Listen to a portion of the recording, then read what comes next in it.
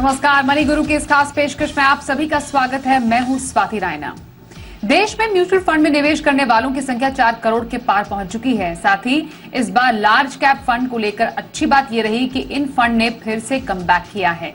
अगस्त के एमफी के आंकड़ों को देखा जाए तो लार्ज कैप में 2636 करोड़ रुपए का निवेश आया है, जो पिछले महीने के मुकाबले काफी ज्यादा है। यानी निवेशकों की रुचि लार्ज कैप में लौटती नजर आ रही है। तो ये ट्रेंड क्या कहता है, इसको समझेंगे। लार्ज कैप में निवेश के मौके कहां बन रहे हैं, एक्टिव के साथ साथ पैसिव लार्ज कैप फंड का पोर्टफोलियो आप कैसे बना सकते हैं, इस पर भी रहेगी खास चर्चा। हमारे साथ दो खास एक्सपर्ट्स हैं, उनका परिचय करा देते हैं। वाइज इन्वेस्ट के सीईओ हेमंत रुस्तगी और mutual fund expert Vishwajeet Parashar हमारे साथ हैं। दोनों ही एक्सपर्ट्स का बहुत स्वागत करते हैं आज के इस खास कार्यक्रम में। इस बार एक बार फिर से जो म्यूचुअल फंड के डेटा आए वो काफी ज्यादा अच्छे कह सकते हैं कि उत्साहवर्धक आंकड़े हैं। और सबसे ज्यादा अच्छी बात जो रही इस बार के आंकड़ों में वो ये रही कि जो एक लैकलस्टर परफॉर्मेंस पिछले कुछ समय में हमें लार्ज कैप में देखने को मिल रहा था, वहां पर मोमेंटम पिक किया है इस कैटेगरी ने। मैं हेमंत जी आपसे यही जानना चाहती हूँ, क्या ट्रेंड ये कहता है? लार्ज कैप में निवेश अच्छा आना, इक्विटी में डेफिनेटली पिछले महीने के मुकाबले इस बार परसेंटेज ऑफ इन्वेस्टमेंट बढ़ा है, पर लार्ज कैप का जो एक कह सकते हैं शाइन फीकी पड़ रही थी, वो हम मान लें कि वापस आ गई है?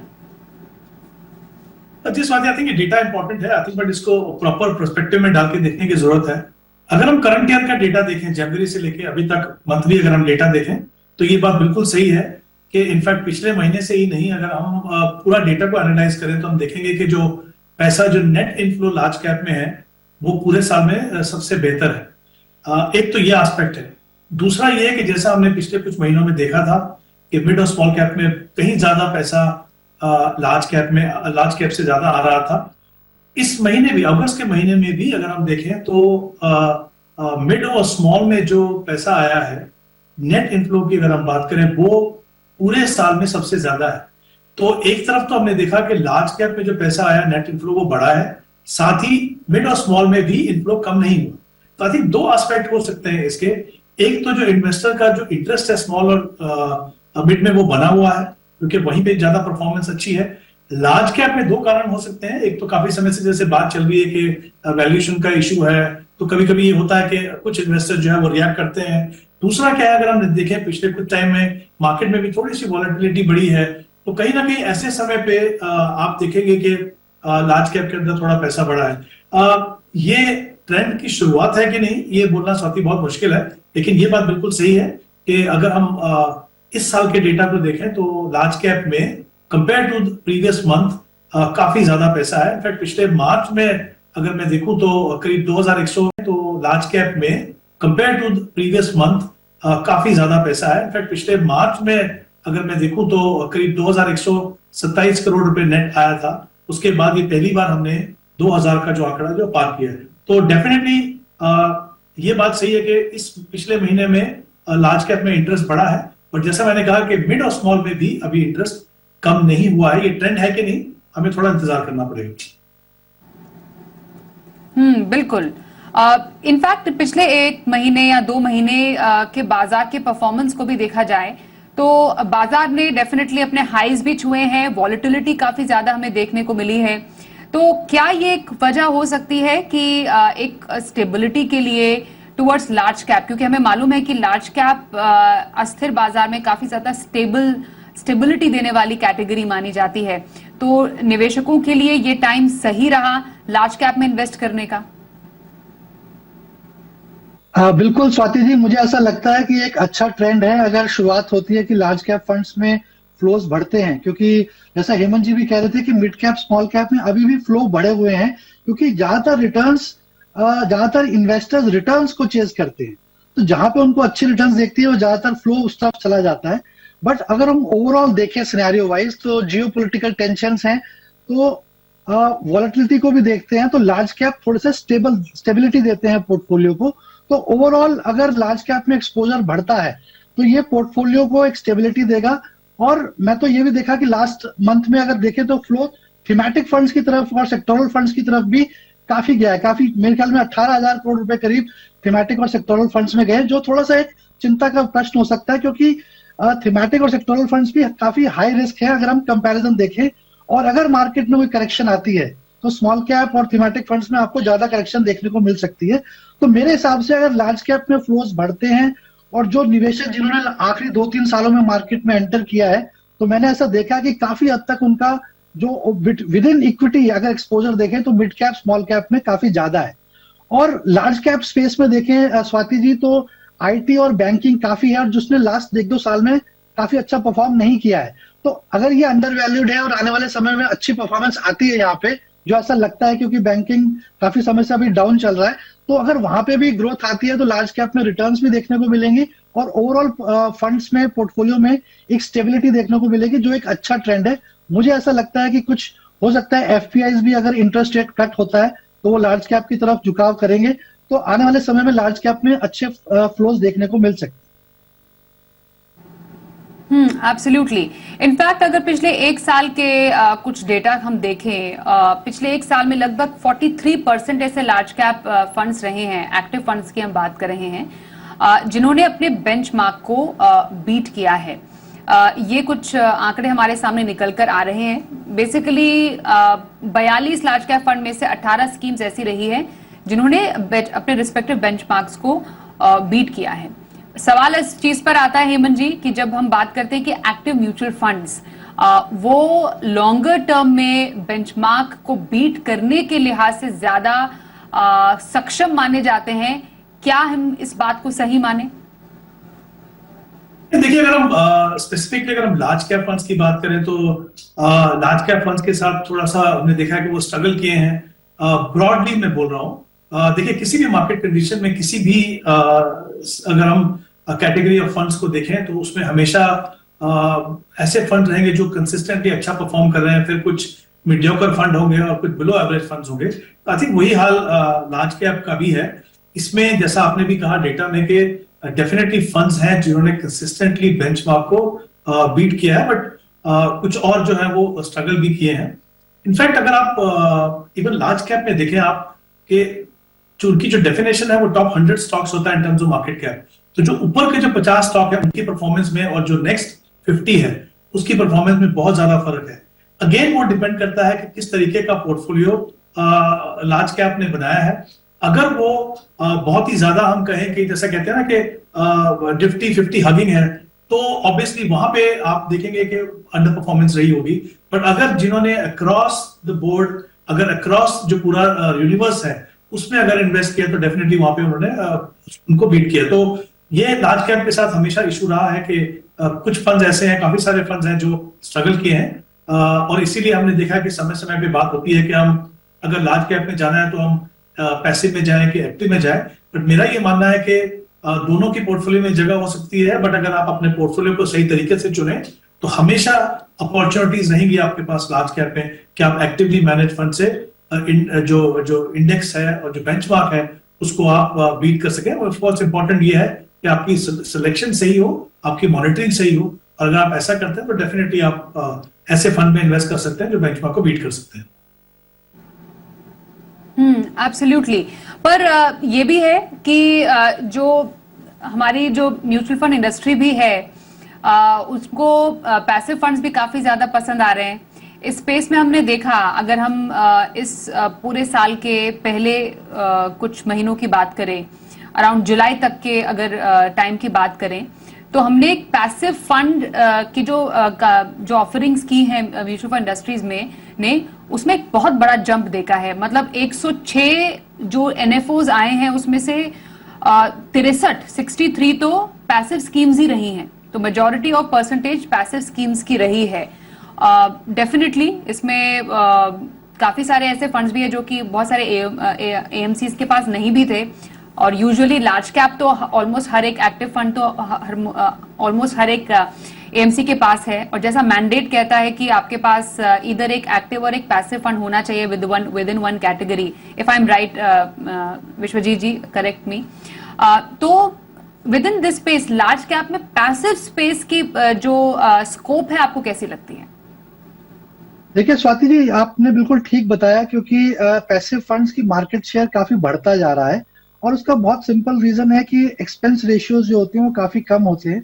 तो बहुत सारे निवेशकों को ऐसा लगता है कि यहाँ पे 1% आधा परसेंट रिटर्न बढ़ सकती है अगर वो एक्टिव फंड्स में नहीं जाते हैं।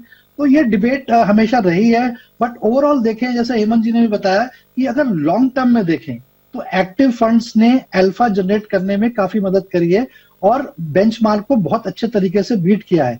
अगर आप 3-4% प्रीमियम चाहते हैं जो बेंचमार्क से, तो एक्टिव फंड में प्रोफेशनल फंड मैनेजर हैं जो स्टॉक सिलेक्शन करते हैं, ऑब्वियसली उनकी चॉइसेस लॉन्ग टर्म में काफी अच्छी होती हैं। शॉर्ट टर्म में ऐसा देखने को आता है कि कभी कभी पैसिव फंड्स की परफॉर्मेंस अच्छी नजर आती है और ऐसे डिबेट्स भी चलते हैं कि पैसिव फंड ने एक्टिव फंड को बीट कर दिया, इंडेक्स ने बीट कर दिया। बट मेरे हिसाब से जैसा हेमंत जी भी कह रहे थे कि एक अच्छे पोर्टफोलियो में दोनों की जगह हो सकती है। एक एक्टिव फंड, एक पैसिव फंड हम चुन सकते हैं पोर्टफोलियो में, ताकि आपको दोनों का एक डाइवर्सिफिकेशन भी मिल जाए। और पैसिव फंड का जो मार्केट शेयर बढ़ रहा है, वो मुझे ऐसा लगता है कि एएमसी को भी उसमें काफी एडवांटेज है कि डिस्ट्रीब्यूटर फीस बच जाती है और निवेशक जो है, जितने ये एप्स है मार्केट में, उन एप्स के थ्रू डायरेक्टली लोग उस ऐप के थ्रू इन्वेस्ट कर रहे हैं, तो वहां पे किसी फाइनेंशियल एडवाइजर की बिना सलाह के ऐसे फंड्स को चुनाव करते हैं। तो अगर आप रिस्क को समझते हैं तभी आप ऐसे फंड्स का चुनाव करें, अदरवाइज फाइनेंशियल एडवाइजर की सलाह लेकर आप एक अच्छा कॉम्बिनेशन ऑफ पोर्टफोलियो बना सकते हैं जिसमें एक एक्टिव फंड हो और एक पैसिव फंड हो, ताकि आपको दोनों का एडवांटेज मिल सके। एक कॉम्बिनेशन पोर्टफोलियो, बेसिकली एक्टिव और पैसिव का एक अच्छा प्रपोर्शन होना जरूरी है। वो प्रपोर्शन हेमंत जी कैसा हो? अगर हम एग्जांपल एक नए निवेशक का ही लें जिसको एक एक्टिव फंड और एक पैसिव फंड, बेसिकली एक इंडेक्स फंड, लार्ज कैप का एक अच्छा इंडेक्स फंड अपने पोर्टफोलियो में शामिल करना है, तो लार्ज कैप में एंट्री के लिए आप उन्हें एक इंडेक्स फंड सजेस्ट करेंगे या फिर एक plane vanilla active fund suggest करेंगे लार्ज कैप में? देखिए, बहुत ही इंपॉर्टेंट सवाल है। मैं इसको थोड़ा डिफरेंट तरीके से देखता हूं और उसको आंसर वैसे ही करूंगा मैं कि देखिए, जब हम लार्ज कैप की बात करते हैं, हम आएंगे उस मुद्दे पे कि वो लार्ज कैप एक्टिव हो या पैसिव हो। देखिए, लार्ज कैप किसी भी पोर्टफोलियो का बहुत ही इंटीग्रल पार्ट होता है, चाहे आप नए निवेशक हो, चाहे आप एक्सपीरियंस निवेशक हो, क्योंकि इक्विटी खुद से एक एग्रेसिव एसेट क्लास है। अगर आप चाहते हैं उसमें कुछ कंसिस्टेंसी बनी रहे, वॉलेटिलिटी कम हो, तो लार्ज कैप का रोल उसमें बहुत ही इंपॉर्टेंट होता है। अब उसमें निवेश करने के कई तरीके होते हैं। एक तो होते हैं प्योर लार्ज कैप फंड्स, दूसरे कुछ और कैटेगरीज के फंड है। जैसे हमने बात की डेटा की कि लार्ज कैप में हमने बाउंस बैक देखा है, वहां पे मेरा ये मानना है कि लार्ज कैप से इन्वेस्टर्स कभी दूर नहीं हुए थे, सिर्फ उनमें इन्वेस्ट करने का जो तरीका था वो बदल गया था। हमने देखा कि फ्लेक्सी कैप फंड में अच्छे फ्लोज आ रहे थे, लार्ज एंड मिड कैप में अच्छे फ्लोज आ रहे थे, मल्टी कैप फंड में अच्छे फ्लोज आ रहे थे। तो ये तीनों के तीनों जो कैटेगरीज हैं वो लार्ज कैप में इन्वेस्ट करती हैं। तो अगर हम एक्टिवली की बात करते हैं तो मैं खाली सिर्फ प्योर लार्ज कैप फंड नहीं देखूंगा। मुझे लगता है कि जो लार्ज एंड मिड है, फ्लेक्सी कैप है और जो मल्टी कैप फंड्स है, दो फायदे हैं इसमें। एक तो large cap, mid cap, small cap, तीनों में से आपको एक्सपोजर मिलता है, क्योंकि स्पेशली अगर हम लार्ज और मिड की बात करें, मल्टी कैप की बात करें, तो मिनिमम एलोकेशन सेगमेंट में बना के रखना होता है। तो as an investor, despite the fact कि आप एक ऐसे पोर्टफोलियो में जिसमें 2 या 3 सेगमेंट हो, आप कंट्रोल कर सकते हो एज एन इन्वेस्टर कि कितना पैसा आपका लार्ज कैप में जाए। तो मेरा ये मानना है कि एक्टिवली अगर आपको इन्वेस्ट करना है तो जरूरी नहीं है कि आपको प्योर लार्ज कैप में जाना है। आप डेफिनेटली ये फंड्स के द्वारा भी लार्ज कैप में जितना प्रोपोर्शन अपने पोर्टफोलियो में जाए वो बना सकते हो, और साथ में फंड मैनेजर के पास फ्लेक्सिबिलिटी है कि जब उनको मौका दिखे तो वो एलोकेशन को चेंज करें। अब अगर मैं पैसिव की बात करूं तो देखिए, अगर आप अपने प्रोसेस को बिल्कुल सिंपल रखना चाहते हो, आप बहुत एक्टिव इन्वेस्टर नहीं हो, आप खुश हो कि जो मार्केट रिटर्न है मुझे उससे तसल्ली है, तो फिर इंडेक्स फंड डेफिनेटली आप शुरुआत कर सकते हो। हाँ, नए निवेशक के लिए इंडेक्स फंड एक अच्छी ऑप्शन हो सकती है क्योंकि उसको समझना आसान है और उसमें बहुत ज्यादा कॉम्प्लिकेशन नहीं है, वो बात सही है। But in the long run I think important है, आप शुरुआत कर सकते हो। इन द लॉन्ग रन, जब तक मुझे लगता है हमारी मार्केट्स में फंड मैनेजर्स के पास वो क्षमता है कि वो आपको अल्फा जनरेट करके दे सके, तो मुझे लगता है कि जो मेजर चंक है वो एक्टिवली मैनेज में हो और कुछ पैसा जो है आप इंडेक्स फंड में डाल सकते हो। बट हाँ, शुरुआत में अगर आप चाहे तो उससे शुरुआत कर सकते हो, बट कहीं ना कहीं आप इंडेक्स फंड से अपने आप को दूर नहीं रख सकते। बिल्कुल। तो इंडेक्स और एक्टिव फंड्स, बेसिकली पैसिव और एक्टिव फंड्स, दोनों का फ्लेवर आपके पोर्टफोलियो में होना चाहिए। और जैसा हेमंत जी ने भी बताया कि अगर आपको लार्ज कैप का ही एक्सपोजर लेना है तो आप बाकी जो डाइवर्सिफाइड इक्विटी फंड्स हैं उनसे भी ले सकते हैं। बहुत सारे फ्लेक्सी कैप फंड्स हैं जो कि लार्ज कैप हैवी होते हैं, तो बस आपको ये देखना है कि आपका जो फंड है फ्लेक्सी कैप या फिर मल्टी कैप है, वहां पर कितना एक्सपोजर लार्ज कैप को दे रहे हैं। तो ये भी एक बेहतरीन तरीका हो सकता है एक limited exposure towards large cap लेने का। एक ब्रेक के लिए भी रुकते हैं, ब्रेक के बाद हमारे गेस्ट से जानेंगे उनके पसंदीदा लार्ज कैप फंड्स जो कि आप पोर्टफोलियो में कर सकते हैं शामिल। बने रहिए हमारे साथ। लार्ज कैप में निवेश के मौके कहां पर बन रहे हैं, इस पर कर रहे हैं खास चर्चा हेमंत रुस्तगी और विश्वजीत पराशर इस वक्त हमारे साथ है, उनसे जान रहे हैं उनके पसंदीदा फंड्स। अब विश्वजीत जी, आपके पसंदीदा एक्टिव फंड्स, क्योंकि हम एक्टिव और पैसिव दोनों ही स्ट्रेटजीज की बात करें, सबसे पहले एक्टिव से शुरुआत करते हैं। अभी आप सिर्फ बताइए कि एक्टिव फंड्स में लार्ज कैप स्पेस में आपको क्या पसंद है और ये फंड्स आपने क्यों चुने? जी बिल्कुल स्वाति जी, मैं आपको 5 लार्ज कैप फंड्स के बारे में अवश्य बता रहा हूं, लेकिन जैसा हेमंत जी ने भी बताया कि अगर आप लार्ज कैप में एक्सपोजर ले रहे हैं तो जरूरी नहीं है कि 5 फंड्स आपने लार्ज कैप अपने पोर्टफोलियो में डाल लिए। आपको जरूरी है कि डिफरेंट कैटेगरीज के फंड को ऐड करना चाहिए, जैसे कि फ्लेक्सी कैप है या फोकस्ड फंड है या लार्ज एंड मिड कैप है या फिर मल्टी कैप फंड है जिसमें भी लार्ज कैप का एक्सपोजर आपको मिल सकता है। तो ये अगर आपको large cap pure large cap fund में से चुनाव करना है तो मेरे हिसाब से ICICI prudential blue chip fund काफी लंबे समय से कंसिस्टेंट परफॉर्मेंस दे रहा है और इसमें रिस्क और रिवॉर्ड रेशियो भी देखें तो काफी अच्छा है। दूसरा Nippon India large cap fund, बहुत अच्छी रिटर्न्स रही हैं, काफी 2-3 साल की रिटर्न देखें तो काफी अच्छी रही हैं। Canara Robeco blue chip fund, HDFC top 100 fund और कोटक ब्लू चिप फंड। तो इसमें भी अगर आपको थोड़ा डाइवर्सिफिकेशन लेना है स्वाति जी, तो बेस्ट रहता है कि एक वैल्यू स्टाइल फंड ले लीजिए जैसे कि ICICI prudential blue chip fund है और एक ग्रोथ स्टाइल जिसमें Canara Robeco blue chip fund है। तो दोनों का इन्वेस्टिंग स्टाइल थोड़ा डिफरेंट हो जाता है, तो ऐसे करके आप थोड़ा डाइवर्सिफिकेशन कर सकते हैं, बट बियॉन्ड दिस सारे 5 फंड्स आपको पोर्टफोलियो में लेने की आवश्यकता नहीं है। ओके, तो थोड़ा डाइवर्सिफाई कीजिए, जरूरी नहीं है इन्होंने जितने फंड्स बताए सब में आपको इन्वेस्ट करना है। हो सकता है आपके पोर्टफोलियो में इनमें से कोई फंड ऑलरेडी हो, बस आपको फिल इन द ब्लैंक्स करना है, जहां पर आपको कमी लग रही है उसको बस पूरा करने के लिए इनमें से कोई फंड आप चूज कर सकते हैं और उसके रीजंस तो बता ही दिए। मैं हेमंत जी आपकी भी पसंद जानूंगी, कौन से एक्टिव लार्ज कैप फंड आपके लिस्ट में शामिल हैं? जी बिल्कुल, जैसा मैंने पहले भी कहा कि काफी सारे ऐसे फंड्स हैं जिन्होंने कंसिस्टेंटली बेंचमार्क को आउट परफॉर्म किया है। ऑब्वियसली उसके कारण 2-3 होंगे। एक तो क्वालिटी ऑफ पोर्टफोलियो, जो कंपोजिशन है, जैसा मैंने कहा कि टॉप 50 और नेक्स्ट 50 में किस तरह का है, और ऑफ कोर्स डिफरेंट स्टाइल्स हो सकती है, वो ग्रोथ स्टाइल हो सकती है या फिर वैल्यू, या दोनों का मिक्स हो सकता है।